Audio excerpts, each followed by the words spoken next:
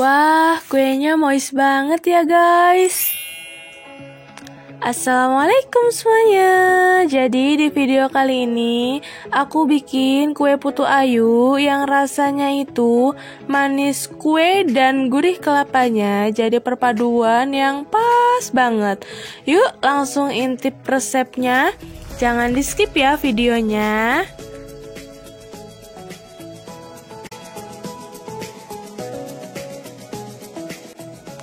Di bahan yang pertama ada 3 butir telur,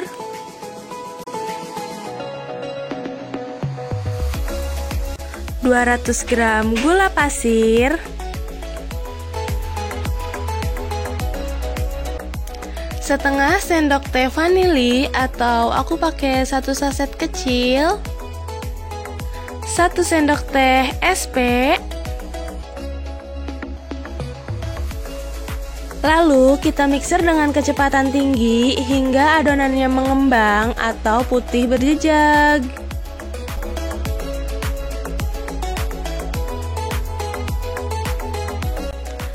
Nah, untuk mendapatkan hasil seperti ini, aku mixernya kurang lebih selama 10 menit.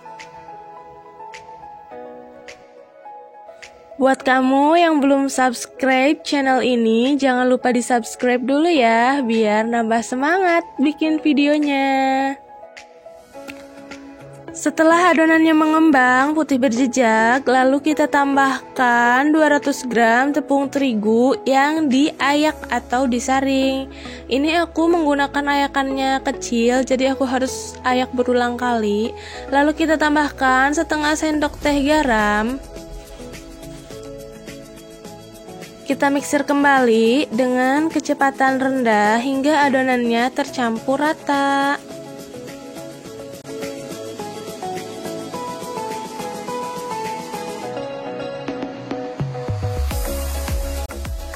Jangan lupa like ya kalau kalian suka sama video ini. Lalu kita rapihkan sisi-sisi samping dari si wadahnya supaya adonannya benar-benar tercampur rata. Nah, setelah ditengahin gitu pakai spatula, lalu kita mixer kembali ya. Nah, di sini aku pakai 200 ml Sprite. Jadi kita masukin aja langsung. Buat kamu yang nggak mau pakai Sprite, itu bisa banget diganti sama santan sebanyak 200 ml juga, atau kalian kalau misalkan pakai santan kemasan itu bisa langsung aja dicairin sama air sebanyak 200 ml. Cuman aku belum pernah bikin putu ayu dengan resep si santan. Jadi kalau misalkan kalian mau coba, bisa sharing ya hasilnya di komentar sini. Nah, setelah tercampur rata, lalu kita tambahkan perisa pandan secukupnya sampai warna hijau yang kalian inginkan. Kalau aku segini aja itu udah cukup.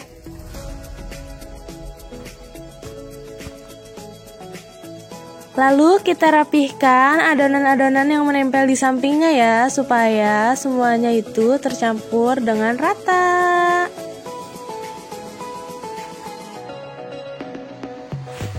Mau ngingetin lagi sama kalian yang belum subscribe, jangan lupa subscribe ya. Nah, di sini aku ada setengah butir kelapa yang udah aku parut, terus aku tambahkan 1 sendok teh garam. Lalu kita aduk hingga tercampur rata. Setelah tercampur rata, lalu kita sisihkan dahulu. Next, kita olesi loyangnya menggunakan minyak. Kita olesinnya itu merata ya guys. Jadi setiap sisi-sisi lekukan-lekukan itu harus benar-benar terolesi sama minyaknya. Karena kalau misalkan minyaknya kita nggak rata itu ngolesinnya atau kurang, bisa jadi si adonan itu susah untuk dilepas dari cetakannya.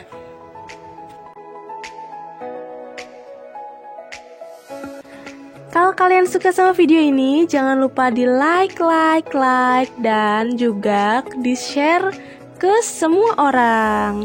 Nah, di sini aku juga pakai cetakan yang kecil. Jadi kalau misalkan kalian buat acara-acara kayak gitu, emang cocok sih pakai cetakan si kecil ini, karena hasilnya itu pasti bakal banyak banget dengan modal yang sedikit dan rasanya itu enak. Nah, setelah si cetakannya kita olesin, kita masukin si ampas yang udah dicampur garam tadi, lalu kita tekan-tekan si ampasnya menggunakan sendok supaya dia lebih padat.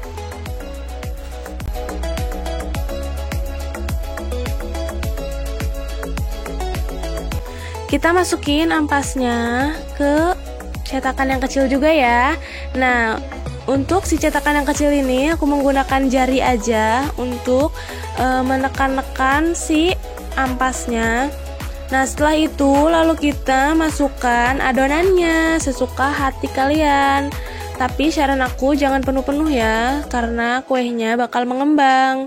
Jadi kalau misalkan kalian penuh banget itu bakal over, jadi keluar-keluar dari si cetakannya dan hasilnya itu kurang bagus.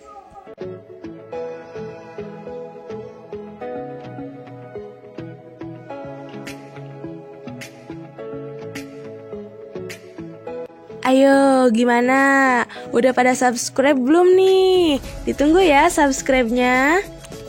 Nah, tadi selama aku masukin adonan ke cetakan, aku juga panasin kukusannya. Lalu kita masukkan adonannya ke dalam kukusan yang udah dipanasin. Usahain si loyangnya ini jauh dari pinggir-pinggir kukusan itu supaya air dari kukusan yang menetes itu nggak masuk ke adonan kuenya, supaya hasilnya bagus ya. Lalu kita kukus selama 10-15 menit.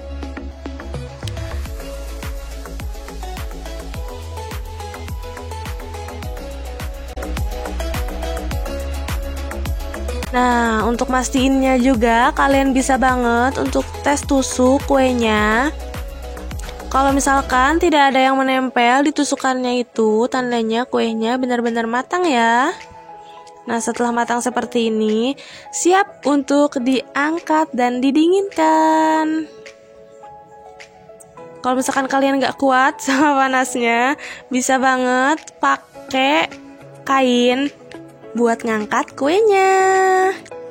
Di sini karena kukusannya mau aku pakai buat kukus lagi, jadi aku tambahin air supaya nggak kering. Jadi 1 kali resep tadi yang kita mixer itu hasilnya sebanyak ini. Tadi yang pertama aku ngukus, sama ini yang kedua kali aku ngukus. Jadi kalau misalkan kalian mau ada acara dipakein cetakan yang kecil, kebayang dong hasilnya sebanyak apa. Udah hemat, enak lagi. Jangan lupa untuk mastiin cetakan-cetakannya jauh dari pinggiran kukusan supaya tidak ada air yang masuk ke dalam wadah. Atau kalian bisa banget tutup kukusannya itu dialasin pakai kain supaya airnya tidak menetes. Nah, ini dia kuenya. Setelah setengah dingin, aku tuangin aja langsung ke piring. Nah, jadi segampang itu ya guys ngeluarinnya, karena emang kita ngolesin minyaknya itu bener-bener gak pelit dan menyeluruh. Untuk cetakan yang kecil kita tinggal tekan aja dan dia bakal otomatis terlepas dari cetakannya. Sampai jumpa di video selanjutnya ya guys. Jangan lupa like, comment, share, dan juga subscribe supaya nggak ketinggalan video-video selanjutnya. Bye-bye.